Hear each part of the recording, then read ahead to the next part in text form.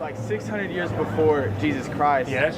Mithras was also born December 25th, was also born to Virgin Mary, and was also resurrected on the third day, and was also crucified. And same as the god of Horus was also born December 25th, resurrected the third day, was crucified, the same thing. And like I feel like Jesus Christ is the same thing as like a Martin Luther King or a Gandhi. He died for, you know, with civil disobedience, and I feel like it's the same thing. If someone were to write about Gandhi, it would have the same outlook as Jesus Christ. Like, what if he was just like another person that was, you know, for the greater good of humankind? Like greater good, more greater good than what religion does to the world itself now. It's fascinating you raised that question, because yesterday I studied Mithraism, Osiris, and Horus. All right, great question. First point, Jesus was not born on December 25th. December 25th is simply a holiday that has been attached to the birth of Christ. So Christ was not born on December 25th, that's just a tradition. I was born of a virgin too, I just don't like to brag about it. What was the significance of Mithra? The significance of his life was he killed a bull. That's the whole focus of Mithraism. Mithra killed the bull. Sir, the idea that Mithra was crucified, the idea that Mithra rose from the dead, those thoughts occurred way AD. Yeah, hundreds of years after so Christ. was the New Testament. Pardon? So was the New Testament. No, the New Testament was written in the 1st century. You know how we know that? AD? Yeah, AD 1st century AD, after the birth of Christ. Right. In the So Gospels stories passed on from other people that saw Jesus, and that people. It's like playing it's like playing the game telephone. By the end of the time, you're gonna have a whole different story than what you started with. Okay. The Gospel of Mark, Matthew, Luke, and John were written by the eyewitnesses, or those who knew the eyewitnesses, in the 1st century. The way that we know that is Ignatius, Bishop of Antioch, in letters he writes in 95 AD, quotes the Gospels. Clement, Bishop of Rome, writing in 115 AD, quotes the Gospels. 1 Corinthians chapter 15, verses 3 through 8, the Apostle Paul writes, "What I received, I passed on to you as of first importance, that Christ died for our sins according to the Scriptures, that he was buried, that he was raised from the dead, according to the Scriptures." When did Paul write 1 Corinthians 15? Between 50 and 54 AD. Sir, that's within 25 years of the death and resurrection of Christ. So whoever told you that the Gospels were written hundreds of years after Christ, I'm sorry, they're inaccurate. They're wrong. We have a fragment of the Gospel of John today in the John Rylands Museum in Manchester, England.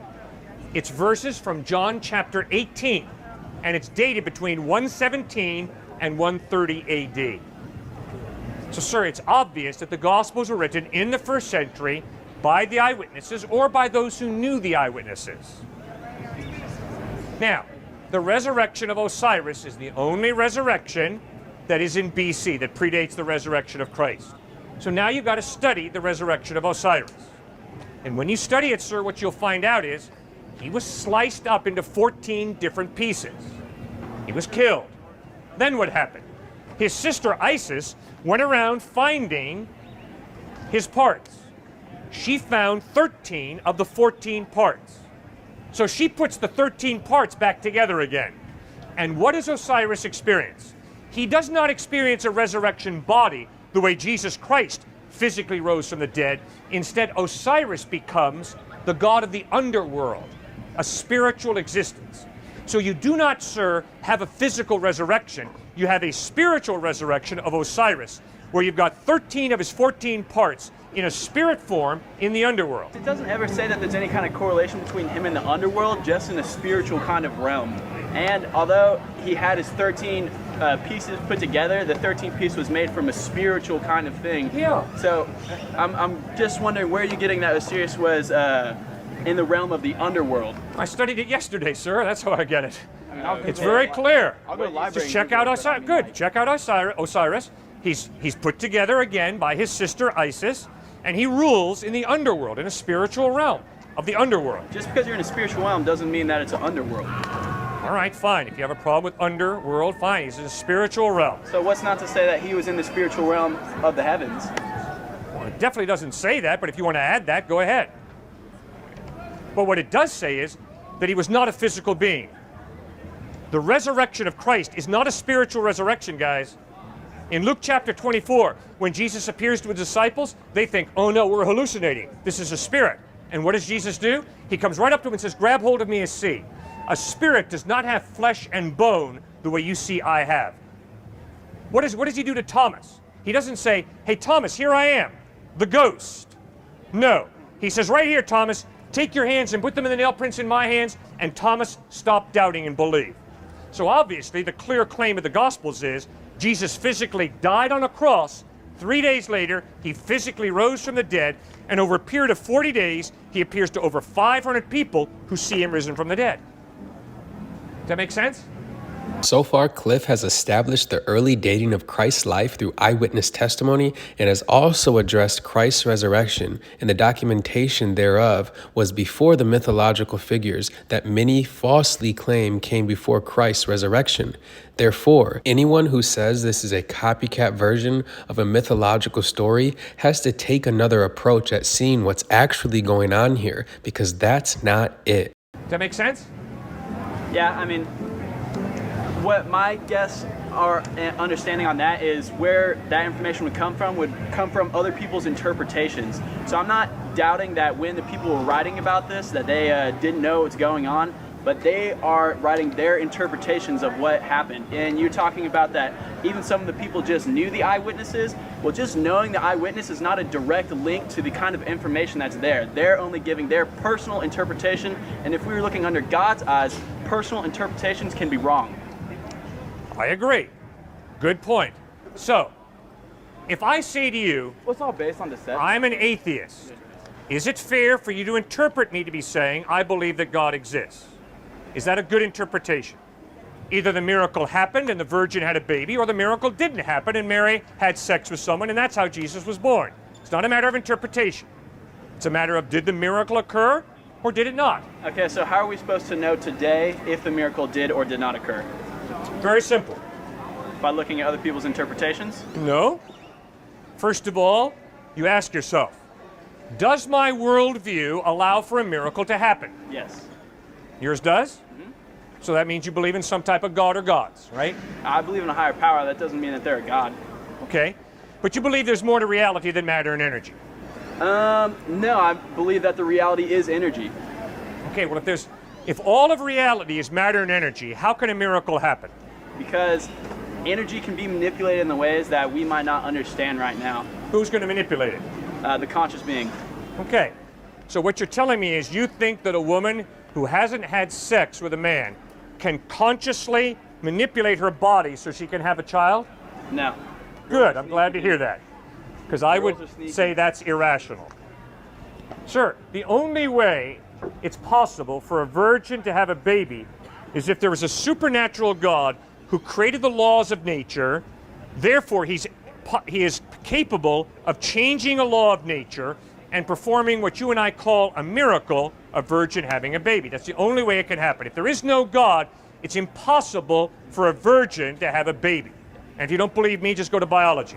Just because something is not being able to be explained today doesn't mean that it can't be explained in the past. Just like in the past, we look at the sky and we're like, why is that blue? Why are there stars? We didn't understand, so we'd make up explanations for that. And now, as science evolves, we're able to tell what we weren't able to tell back then. So just by saying that, well, today we don't know that, that it's impossible that a woman could get pregnant without actually, sperm entering the egg. Well, just because you can't explain that today doesn't mean that we're not going to be able to explain it scientifically in the future. If there is no supernatural God, guys, virgins never have babies. And if you haven't learned that yet in biology class, that's embarrassing, okay? So the only way a virgin can have a baby is if there's a supernatural God who changes a law of nature and performs what you and I call a miracle. Philosophically, if you say there is no God, it's impossible for a miracle to happen, because if there is no God, All of reality is matter and energy. And matter and energy operate in a very consistent way. We call it the laws of nature, the laws of science. Quantum mechanics. Thank you. Quantum We're mechanics. starting to show that the atom is all empty space. So we can look around and wonder how this matter is made up around us. It's all empty. Everything that we see is just a projection from within our own mind. Within the last year or two. Wait. Say that last sentence again. Everything that we see is a projection of what's happening within our own mind, our own conscious, and all of the conscious together. That's what God is. God is not someone off up in the sky that's preaching down, looking down, and be like, you sin, electric bolt, you're going to hell. No, God is a collective consciousness of everyone. I'm God, you're God, everyone here is God. Okay. Now, if what you say is right, that I cannot perceive reality, I just make up reality in my head with my perception. It doesn't mean you make it up, but you are able to interpret the reality differently than how you might interpret it right now. It doesn't mean that it's just, made up. It's how you perceive things. Really? Well, then where does your rational mind come from? My rational mind comes from my consciousness. What does that mean? My consciousness is basically how, from birth, my life perceives all of the information around it. I'm sure you know of the Trinity, body, mind, and spirit. When we're born, we are born with the spirit, the new mind, and a new body. So we have the collective consciousness, which is the spirit, which is in all of us. The body is the physical way that we experience the reality, and the mind is the mind that interprets it, the actual consciousness. What is spirit? Spirit is what a lot of people like to refer to as God. Spirit is the kind of consciousness that everyone has and is able to basically use. And what can happen is when all the collective consciousness comes together with the same intent, that is when a miracle is able to happen, because there's such a strong force behind it, the unseen force that has a lot to do with quantum physics, that unexplainable things start to happen. And just because we're not to explain it now doesn't mean that we can't explain it into the future when we start learning about new things, the quantum mechanics, the way that consciousness really works. What is spirit? Where does spirit come from? Spirit started from the great beginning. A lot of people like to call it the Big Bang, everything like that. There was one consciousness. You might refer to him as God. A lot of people refer to him as a lot of different things. And as that happens, God, consciousness, wants to experience life in as many ways as it can. So it might send consciousness as this guy right here. Intelligent, smart guy, he's experiencing consciousness in his own way. And then he might want to send it to some other person in India who grows up in some kind of temple, Buddhist temple, whatever. And he's experiencing his consciousness in a different way. So it is all of the same consciousness experiencing it in different realms. This seems to be some type of universalism that contradicts itself. He said consciousness wants to create and experience life in different ways. To me, this sounds like creation without a purpose, and rather a creation just to randomly experience. If his definition of consciousness were true, it would be working against itself, because one person's conscious says they want to kill a person, and the person defending themselves says, no, I'm going to kill you so that I can live. And based on the arguments he's laying out, I can already tell that he would have a hard time defending that contradiction, because his model of consciousness and morality is that of chaos, no order, no purpose. Rather, mankind's conscious energy wishing to, in his own words, experience itself. And in some chaotic way, it seems. I believe that scripture explains this in a more logical way, that God is spirit and created the spirit of man and the consciousness of man instead of a chaotic morality. The Bible clearly defines good and evil, that being the devil comes to steal, kill, and destroy, and God comes to give life and to give it more abundantly. He's experiencing consciousness in his own way. And then he might want to send it to some other person in India who grows up in some kind of temple, Buddhist temple, whatever, and he's experiencing his consciousness in a different way. So it is all of the same consciousness experiencing it in different realms. Does this stone have consciousness? That is an extremely good question, and that's something that we're trying to figure out right now, is if inanimate things are able to have a consciousness. I'll tell you what the stone does have, is it all resonates on the same frequency that I do. You're bringing up energy and matter. Well, quantum physics is starting to show that everything is not as solid as we thought. It's more like a light wave, and it's a condensed light wave that is able to just manifest into something that's actually hard. So what we're trying to figure out now is, in what difference is my body have to this rock, because they're made of the same elements, the same energy, the same matter. That is where the Buddhists get the idea that the observer, seeing, and the phenomenon are one and the same. They're not actually separate, because we are all made of the same building blocks, the same unit that our reality is constructed of. Sir, there was a Big Bang, right? About 15 billion years ago? What are you saying? There was a Big Bang about 15 billion years ago? How the universe started, I don't know. But do you accept the Big Bang theory or not? I contemplate it. Aristotle once said that it's a mark of an educated mind to be able to contemplate an idea without accepting it. Okay. So you don't accept the Big Bang, you just contemplate it. Right. Okay. Now, if your worldview is right, that consciousness is this vague thing, and that maybe this rock has consciousness. It might be. It might. Then why do you step on the rock and don't step on him? If the rock has consciousness and he has consciousness, why do you step on the rock and not step on him? Just because I'm stepping on ground doesn't mean that I'm inflicting any kind of pain or hate to it. What's the difference between me taking a machete, cutting a head of lettuce, cutting a cow's head, or cutting his head? Is there a difference? Yes, there absolutely is a difference. What's the basis? Because plants are a way that everything in this life receives nutrition. There is not a single way to deny that. Everything comes from plants. And just because you are using a plant doesn't mean that you're even, again, hurting it, inflicting any kind of pain, because you're cycling through what is known as life. I would never hurt another human being because we're of the same species. You don't see lettuce going around chopping each other down. There's one universal force in the world, and it's consciousness. And if you ask me, consciousness is the same thing as love. Okay, All very good. there is love. That's where you and I disagree. If what you say is true, nobody has innate value. They just have subjective value that we choose to subjectively give ourselves. That would not be true. As where the question comes in, asking is, where does consciousness comes in? Is because I have the spirit. Spirit, you know, everyone has a spirit. I wouldn't want to go to another person who's also experiencing reality through their body, mind, and then of course the collective spirit. I would never want to end their experience of reality, because that would ultimately break them of their connection between their body and mind and spirit. And now I'm done. Okay. The only way there can be more to reality than matter and energy, the only way there can be a spirit, logically, is if there is some type of God to create the spirit. Because if there's no God, then all of reality is matter and energy evolved to a higher order. The way you simply blindly, gullibly say, oh, there is spirit.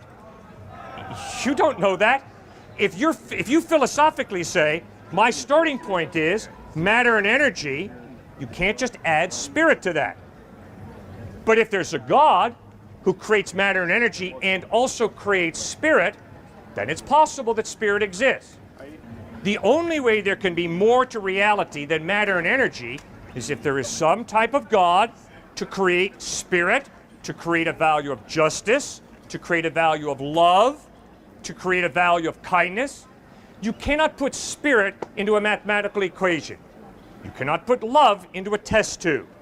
You cannot give me a foot of justice. Those are intangible, non-material values.